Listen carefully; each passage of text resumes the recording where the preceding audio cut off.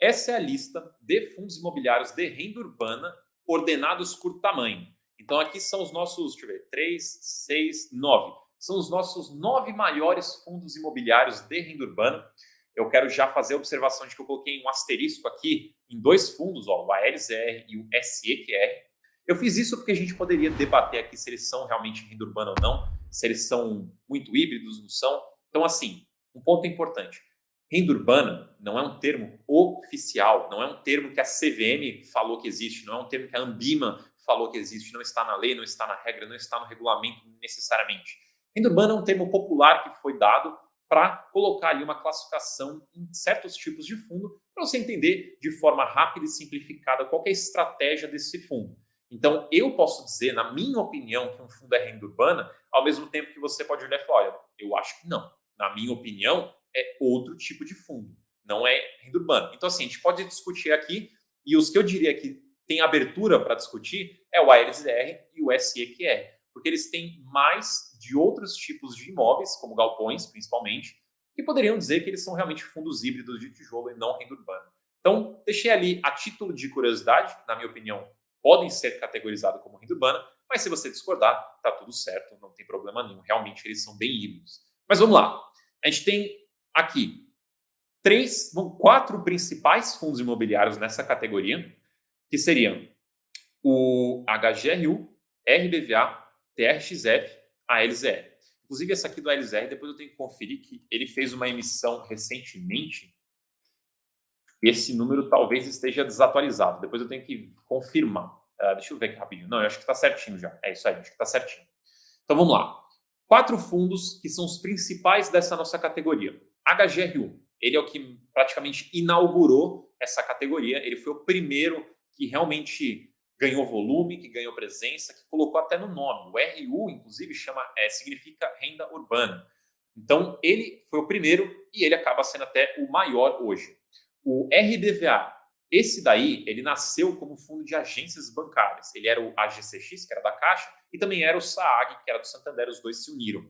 Então ele é muito mais pesado no setor bancário, mas ele mudou a estratégia para ser de varejo, renda urbana também. Então ele está pouco a pouco e constantemente mudando para esse perfil, esse formato mais varejo e renda urbana. Então apesar dele ter muita agência, a gente já poderia colocar ele como renda urbana. TRXF, um que é praticamente 100% supermercados, agora ele vem colocando mais tipos de lojas ali dentro. Então você vê que ele é principalmente supermercado, quase 100%, mas agora está tendo mais lojas de construção ali dentro também. A LZR, esse é o que é discutível, né, se ele é renda urbana ou não, mas ele tem laboratórios, ele tem escritórios monoativos, né, monoinquilinos, ele também tem galpões. Então ele acaba passando ali, no mínimo ele rela ali, esbarra em renda urbana. Aí dali para baixo, do LZR para baixo, né, então VIUR, SEQR, EVBI, MaxR, o GURB também, eles são fundos pequenos, eles não têm uma grande liquidez, mas eles são do setor renda urbana e no futuro, talvez, né, eles consigam crescer, eles se tornem mais relevantes em termos de tamanho e se tornem opções mais atrativas para vocês estudarem. Até porque se vocês olharem aqui na coluna liquidez, o GURB, ele até tem uma boa, né, quase 2 milhões, mas ele tem pouquíssimos cotistas, mas ó, o MaxR é fundo, se não me engano, passivo, não tem nem 80 mil, EVBI 70 mil, então assim, são liquidez muito baixas. SEQR não é muito baixo, mas já está mais para o lado baixo, o VIUR também, aí obviamente o LZR para cima a gente tem liquidez bem alta para os quatro fundos. Mas alguns pontos interessantes para a gente olhar aqui também. PVP, você vê que os maiores, né, que são já os mais populares, já tem mais idades, já tem um pouco mais de musculatura, eles vêm sendo negociados mais ou menos no VP ou acima, né? O RBV é um pouquinho abaixo, mas a princípio ele é muito próximo do VP. Esses de baixo que a gente vê com baixíssima liquidez, e também porque eles são menores, assim, se olhar o patrimônio aqui, eles são pequenos mesmo, desculpa, você vê que eles já têm uma relação, né, entre o preço e o PVP já menor. Então, eles estão sendo negociados bem abaixo do valor patrimonial em alguns casos. Isso é até um ponto interessante, eu já falei isso em outras lives, para vocês sempre prestarem atenção no tamanho do fundo, na liquidez do fundo, porque isso não necessariamente é um risco direto para a operação do fundo, né, para os rendimentos, por exemplo, não necessariamente, né? Mas isso pode dar um problema na questão da negociação das cotas. Eles podem ficar travados em um valor muito baixo.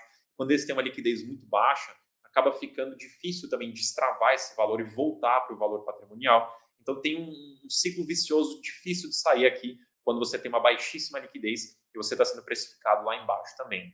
Isso pode acontecer. Vamos ver alguma outra curiosidade aqui? Os rendimentos. Você vê que essa categoria é uma categoria que tem aí rendimentos elevados para um fundo de tijolo.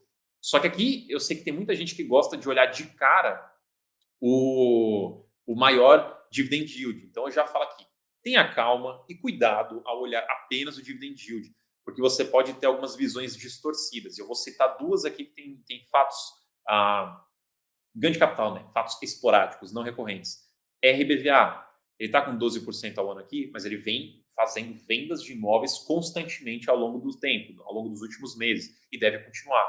A LZR, ele fez uma venda expressiva recentemente, que teve um lucro expressivo e, obviamente, faz com que o dividend yield suba, mas esse imóvel foi vendido, esse imóvel não vai mais gerar renda ali no portfólio, e a gente não pode esperar que este valor que foi gerado em ganho de capital ele se repita.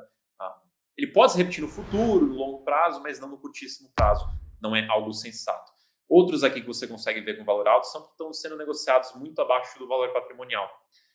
E no geral você vê aqui uns valores bem parecidos. Então, assim, é um setor que ele tem entregado resultado, é um setor que, a princípio, está sendo precificado ali no seu valor patrimonial aproximadamente, como a gente pode ver por aqui.